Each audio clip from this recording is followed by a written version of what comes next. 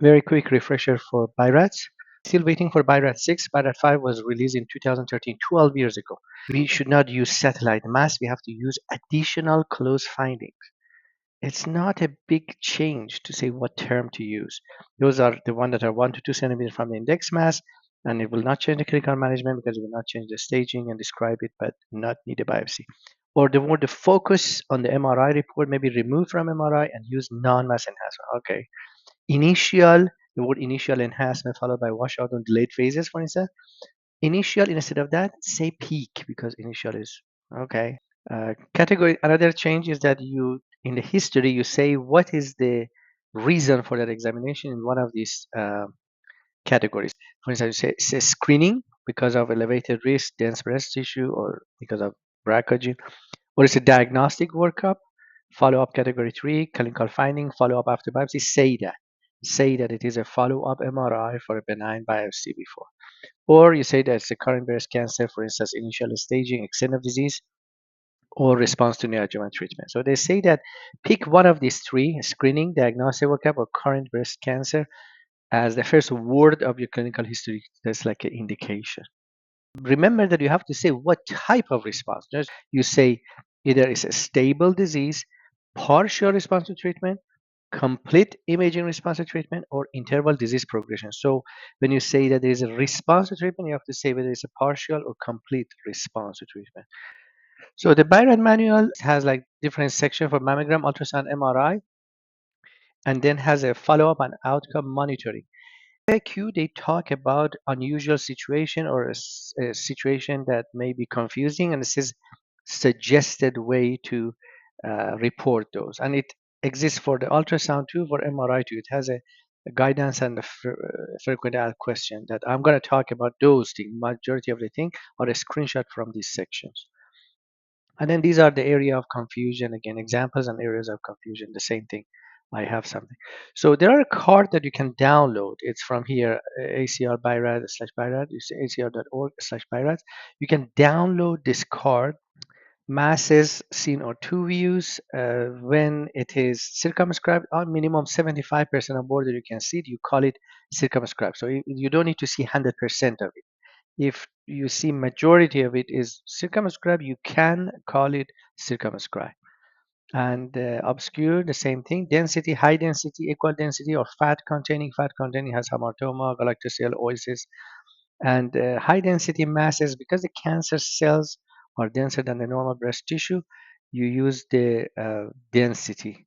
The difference between a fluidous tumor and a fibroadenoma, usually fluidous tumor is dense, circumscribed oval mass. Round calcification, if it is less than 0.5 millimeter, you can use the word punctate. So milk of calcium, that's why we need a lateral magnification view for when you have a calcification. Some of the time that we have seen calcification by RAD 3 were given, and I don't see a lateral magnification view on the previous mammogram. So you try to get it. And diffuse calcification, group calcification, maximum 2 centimeter.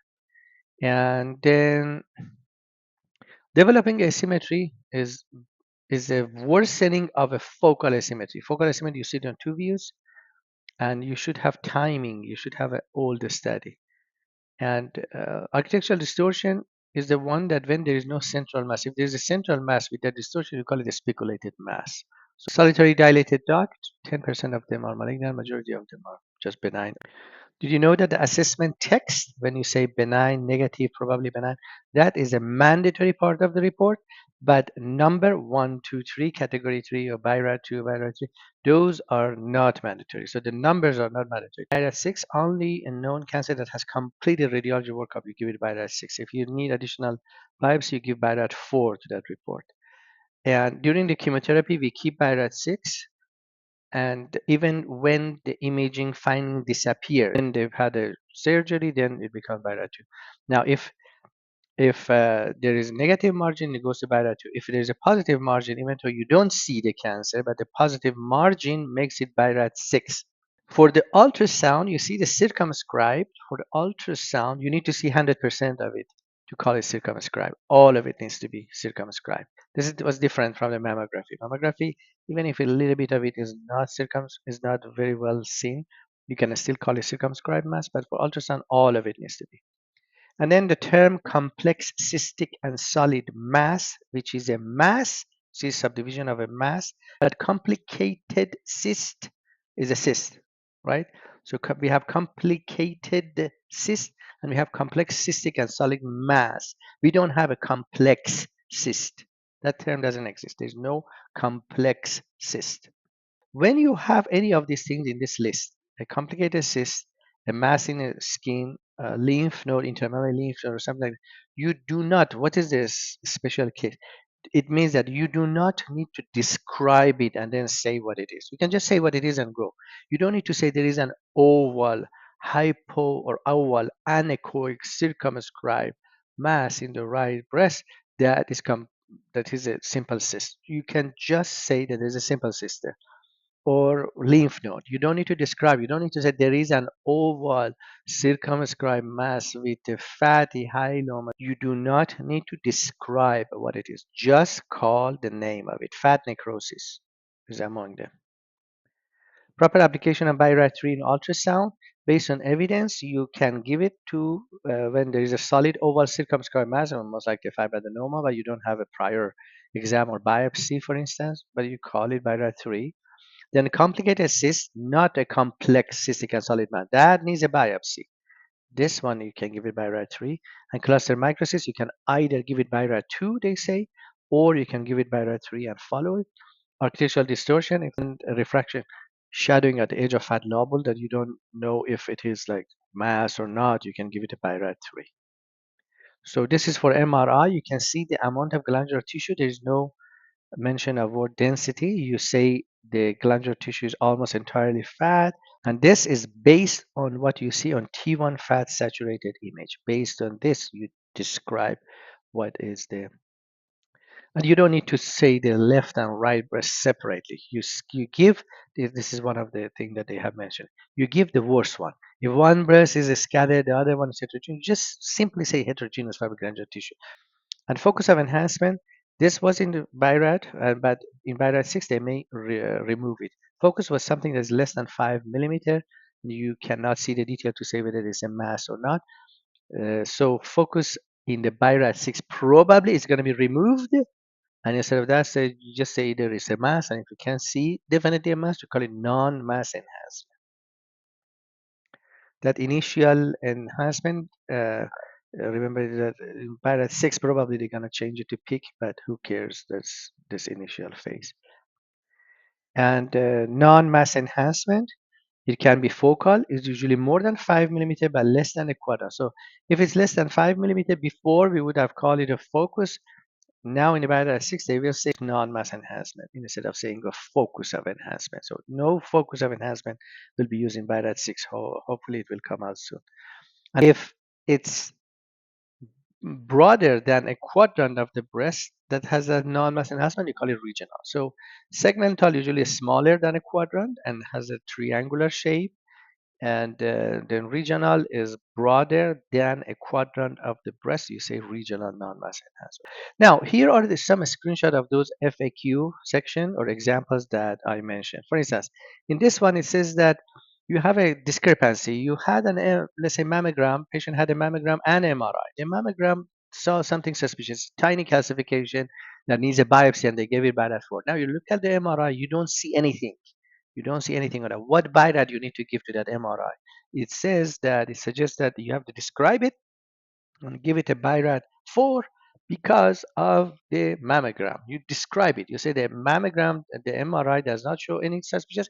However, the stereotactic biopsy of calcification was suggested based on mammographic finding, BIRAD 4. We have like two reports are dictated together. That's what it says. It says that also a single overall assessment of the finding of both or all examination is recommended in addition to the mammography or the modality assessment. So you are responsible for all of this mammogram and ultrasound finding together.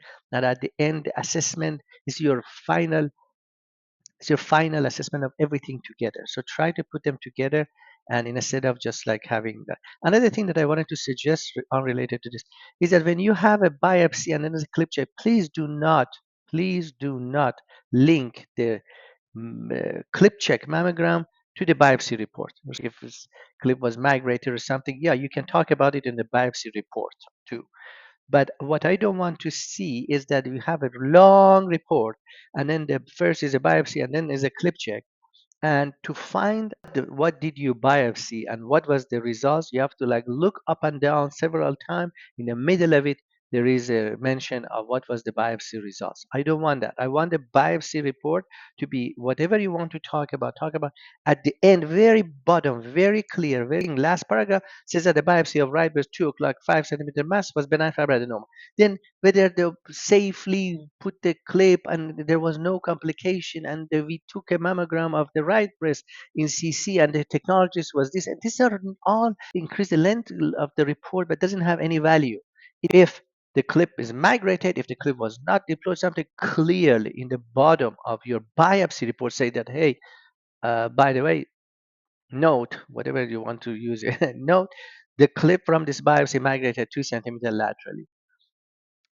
So breast composition almost entirely fatty, heterogeneously fatty. So these are automatically are going. The only one that you need to know is the breast MRI that you have to say it clearly.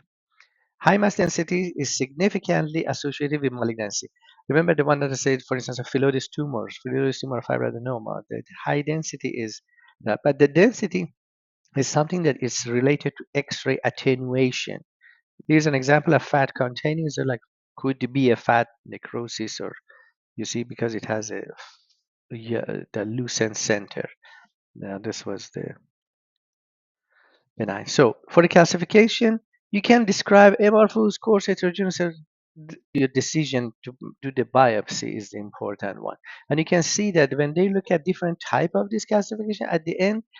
You see this one 21% amorphous, 21% cancer, this one coarse 13%, this one 29%, this one 70%, 70% finally there was cancer. So these are all more than 2% of BIRAT3. So BIRAT3, 2% maximum risk of missing a cancer. You give it BIRAT3. But if it's more than that, if the chance of cancer is like 5%, then it's a biopsy and, and avoid the biopsy. So bottom line is that don't waste time describing type of calcification because really it doesn't matter at the end. So there is a suspicious calcification that you need to do biopsy. But the distribution, again, the only one that is benign is diffuse. The diffuse calcification is the one that doesn't need a biopsy. But anything else, any other distribution of calcification, whether it's group or whether it's linear, whether it's segmental, whether it's region, doesn't matter. Most of the time you need to that distribution doesn't tell us much, basically. All of it falls, you see this in parentheses, or the risk of cancer. All of it is cancerous, could be cancerous. Location of lesion, central part is whatever is behind the areola, nipple areolar complex. And it's like a cylinder right behind the nipple, all the way go to the chest wall. That is called central. It's behind the behind the areola and nipple. And as a cylinder go all the way, that is called central. When you say that is central, you have to say what's the distance from the nipple because it could be 1 centimeter central, 1 centimeter from the nipple could be central, 5 centimeter from the nipple. For instance, on mammogram or MRI used for ultrasound, mammogram and MRI, the clock position and the distance. And the only one that doesn't have a clock is central part. The central part, you say central and you give a distance from the nipple. Look, it says not a central and axillary tail description are used instead of quadrant description and do not require indication of clock face. So the only one that you don't give a clock position is when it is axillary tail, retroareolar or subareolar or central. Those are like used very similarly. And you give it then distance from the nipple. Probably benign is the one that has less than 2% likelihood of malignancy. But it could still be malignant, so larger than 0. It could be, so that's probably benign. It should be only 5% of your diagnostic studies. So assessment and management concordance basically talks about other than a few exceptional scenarios, your recommendation should be concordant. You can't say that something is benign and then say follow up is needed or follow up is useful or something like that. No, don't use that one. If you say it's benign, just say go back to the screening. Decide about it. You cannot have a BIRAD 2 and then say that we need a 6-month follow-up. Assessment when more than one breast imaging examination reported together. This is the same thing in another part of the book. Again, talk about it and specifically say that the mammogram section and ultrasound section and description of lesion. It says that um, do it like one decide what lesion it is and just use one terminology for it. For instance, 2 o'clock. And if somebody else has said that, for instance, somebody else has said 2 o'clock 3 centimeter, your sonographer wrote it at 2 o'clock 5 centimeter or something like that, close to it, right? Describe it and say that what is labeled on ultrasound today as at 2 o'clock 3 centimeter is the same mass that on MRI we call it 2 o'clock 5 centimeter from it. So explain these things and try to avoid confusing the ordering physician whether there are two different things or they are the same thing. In my experience, it's better just to use the terminology that is used before to avoid confusion. If somebody had done a biopsy outside and they label it at 1 o'clock 5 centimeter from the nipple and there's a pathology report that says 1 o'clock 5 centimeter from the nipple mass. Now you think that it's 1 o'clock 4 centimeter, just forget it, just say 1 o'clock 5 centimeter from, assume, so that the clinician doesn't think that there are two different things talking about the same thing, even if it's not, if it's completely wrong, if instead of 1 o'clock they said 10 o'clock, well, yeah, that one you have to explain it and correct it. But otherwise, try to use the same one, even if it's a little bit different from what you think. Then these are the category hierarchy of the BIRAT. For instance, there is a 6. When there is a known cancer and the patient needs, for instance, MRI or needs uh, prior images or needs another biopsy, those codes, which is 0, 4, 5, override the 6 BIRAT. So if you have a cancer and you need an additional biopsy, you give one overall BIRAT, which is 4, for instance, for additional biopsy of the lymph node. You don't need to say, this is a mass BIRAT 6, this is a mass BIRAT 4, this is a mass BIRAT 3, this is a mass BIRAT. Just give one BIRAT at the end of the report. You don't need to describe each individual lesion with a separate BIRAT. BIRAT is given to the patient. It's a management of the patient, and it's the next step for that. Category 5.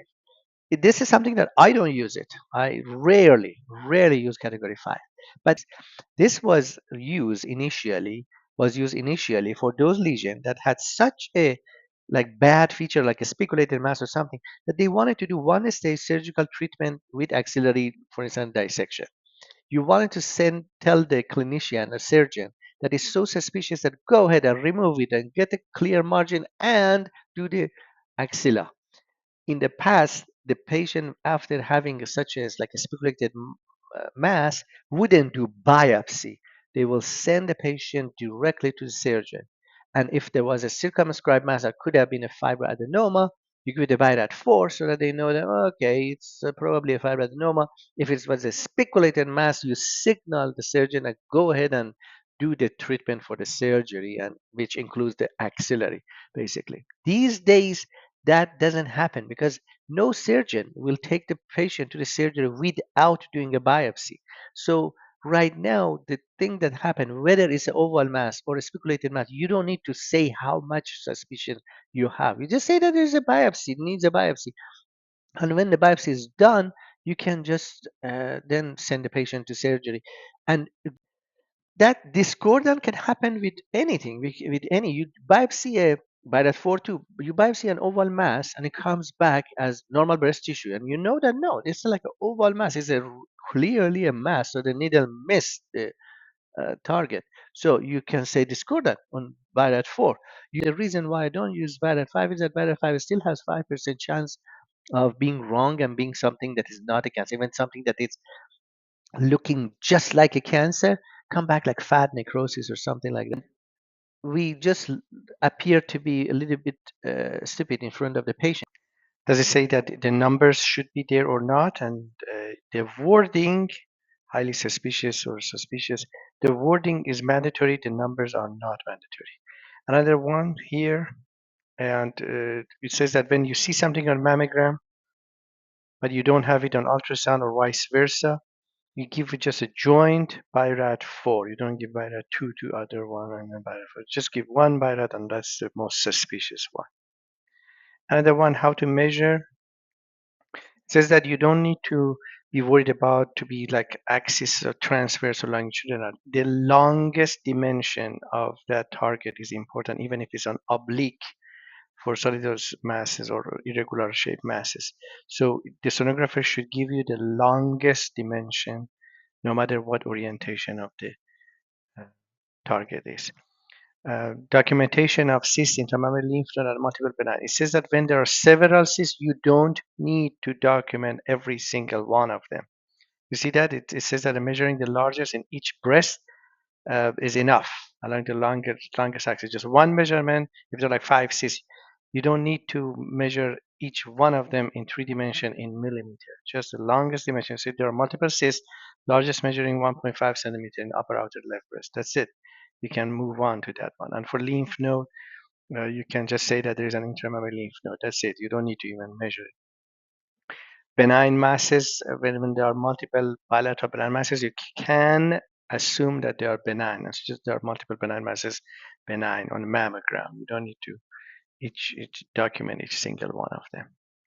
And multiple bilateral solid masses is the same thing that I mentioned. As long as the masses are similar in appearance, you can just say that there are multiple masses and move on.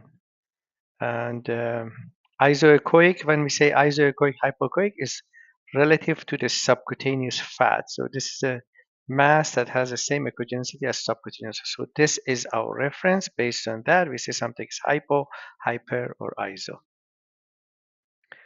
The composite report for the assessment, this was discussed that when there is a 6 and then you need a biopsy, you don't mention the 6. You just give one BIRAT 4 because we need a biopsy. Still, for instance, axilla. How the location needs to be discussed, that is the same thing that if there's a little bit of discrepancy, first you go with what was said before, and if you want really to have another measurement, then describe that this is the same lesion as before so that there's no confusion on that one. Then um,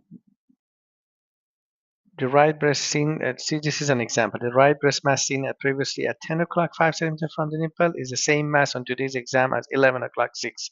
So see this is like example of that describes that you can say that. So if the patient has other type of cancers, melanoma, lymphoma, or other thing, that would be still BIRAT 2. That's where I don't like it, the terminology, because it says that benign instead of saying not a breast cancer. So I hope that in BIRAT 6, instead of saying category 2 benign, instead of that, they would say not a breast cancer. So if I see a melanoma mass in the breast, I describe it and I say this is not a breast cancer, category 2. So location of the lesion, and it says that you can describe it but include the distance in centimeter from the nipple even when you say that. So this depth becomes like redundant because mid anterior, at the end you have to say what is the centimeter from the nipple, and if you say what is the centimeter from the nipple, you automatically are covering the depth. So instead of saying this one and omitting the distance, if you want to say one thing, just say the distance, clock position and distance. Okay, this is Dr. Vora's favorite one. Follow-up of foci of enhancement.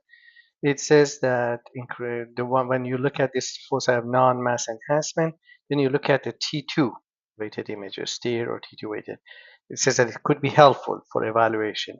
If we see that there is like uniformly very high in sigma intensity, means this the STEER high intensity, or cyst-like features, then it could be assessed as benign. That's favorite of Dr. Vora. But most of foci represent lymph node papillomas. However, if the focus does not have a very high signal correlation on bright fluid imaging, then the focus may or may not be benign. These foci may be followed or biopsied. And in certain cases, the focus always should be biopsy. Note that malignant foci may be brighter than the surrounding fibroglandular tissue. You see, note that the malignant foci may be brighter than the surrounding fibroglandular tissue, although they do not usually appear cyst-like. And then it says that this normal enhancement is a little bit unique, and bright fluid imaging is useful. However, limited data on linear, clump, and segmental enhancement indicate that these findings should not be followed, as the malignancy rate appears to be greater than 2%. So at this time, literature is insufficient to say that if we can like let things go just because they are T2 bright. If it's like a cyst, you let it go. Yeah, if you see multiple cysts there, you let it go. But if it's just non-mass enhancement with intermediate T2 signal intensity, this one says for now it's better not even to follow that. Go and do the biopsy if it's linear, clump, or segmental enhancement specifically. Not even follow up biopsy. Cancer detection rate per 1,000, and it says usually calculated for exam for screening. But if you want to do a diagnostic, don't mix it together. You don't mix diagnostic and screening together. Either you do screening separately from diagnostic, or you do a screening only. That's what was we discussed it before. And here are the analysis of audit for 4 million cases as part of this BCSC study. 4 million screening mammography cases that then look at it. Cancer detection rate was 4.7 per thousand. And then look at the abnormal interventional recall rate, 10%. So this is the national average. This amount of cancer, this amount of callback for screening benchmark. We don't have a diagnostic benchmark.